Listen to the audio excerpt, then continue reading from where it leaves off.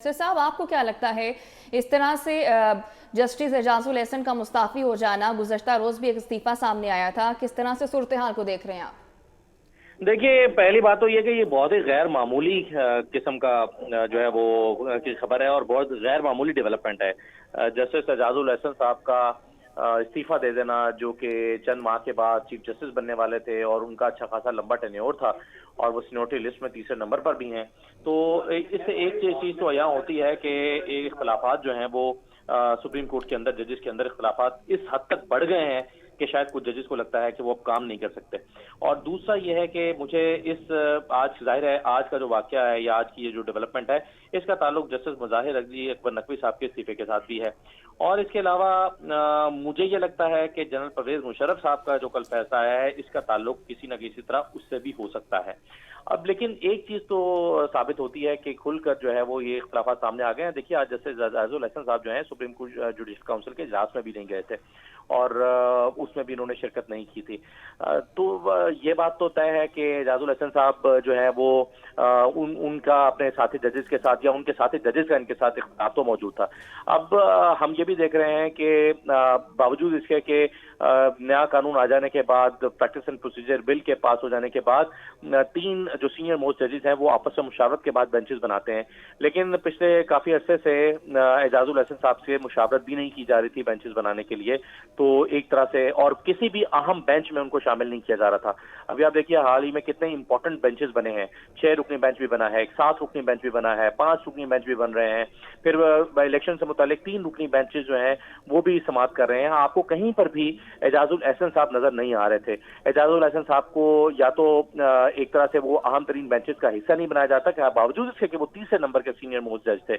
तो चीजें तो हमें काफी दिन से नजर आ रही थी, लेकिन मेरा ख्याल है कि वो जब पैमाना भरता है तो पहला कतरा छलक जाता है और उस आखिरी कतरा जो छलकता है उसी पर जो है वो सारा इल्जाम आ जाता है कि इस एक कतरे की वजह से पैमाना छलक गया है। लेकिन पैमाना छलकने की वजूहात और बहुत सारी होती हैं, जिम्मेदार बहुत सारे दीगर जो है वो चीजें भी होती हैं। तो मेरा ख्याल है एजाजुल एहसन साहब का ये इस्तीफा दे देना, इसके पीछे ये सारी ही वजूहात हो सकती हैं। लेकिन अब क्या असल में क्या चीज ट्रिगर की है या हतमी तौर पर क्या चीज हुई है, जाहिर है यह अब हम नहीं जानते। सिर्फ इसका तज्जिया किया जा सकता है कि हतमी तौर पर कौन सा ऐसा नुक्ता था। जी असदुल्ला, ये भी बताइएगा क्या लगता है कि जस्टिस एजाजुल एहसन ने 2 रोज़ कबल साबिक जस्टिस जो थे मुज़ाहिर नकवी साहब, उनके खिलाफ सुप्रीम जुडिशल कौंसिल की कार्रवाई से भी इख्तलाफ किया था और फिर जिस तरह से आज सुप्रीम जुडिशल कौंसिल का इजलास था उसमें भी शिरकत नहीं की, तो क्या मेन वजह यही नजर आती है आपको? देखिए, बिल्कुल ये एक बड़ी वजह हो सकती है। मुख्तलिफ वजूहात में से एक बड़ी वजह ये हो सकती है कि मुज़ाहिर नकवी साहब के खिलाफ जिस तरह से प्रोसीडिंग्स हो रही थी वो उससे खिलाफ नहीं करते थे, इत्तफाक नहीं करते थे और वो समझते थे कि ये ठीक नहीं हो रहा। और इसी बात का इजहार उन्होंने उस खत में भी किया था जो 2 रोज पहले हमारे सामने आया था।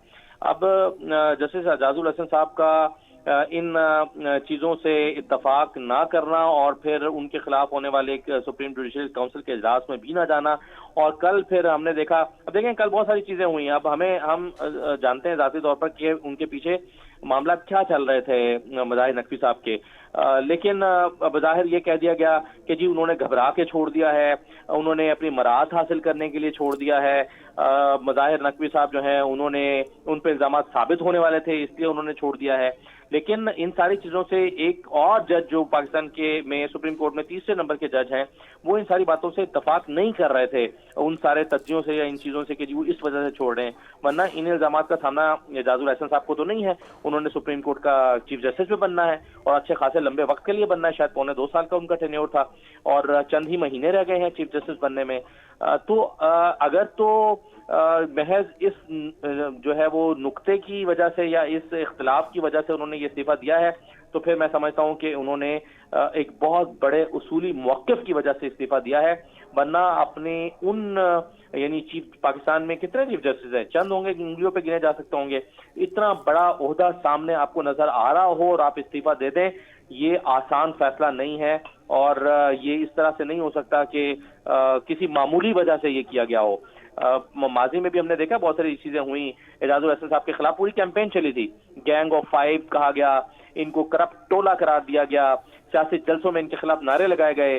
सुप्रीम कोर्ट के इजलास के दौरान जब ये बेंच में बैठे हुए थे तो शाराए दस्तूर पर मुजाहरे किए गए, ये सब दबाव इन्होंने झेला और उस वक्त तो इस्तीफा नहीं दिया। तो इसका मतलब है कि क्या अब वो नुक्ता उरूज आ चुका था जिसकी वजह से इन्हें इस्तीफा देना पड़ा? तो इन सारी चीजों को मिलाकर देखें तो समझा जा सकता है कि हालात क्या चल रहे हैं। तो और साहब, मेरा ख्याल है कह कि अभी सकते हैं कि अब जो इख्तलाफात हैं वो खुलकर सामने आ गए हैं, तो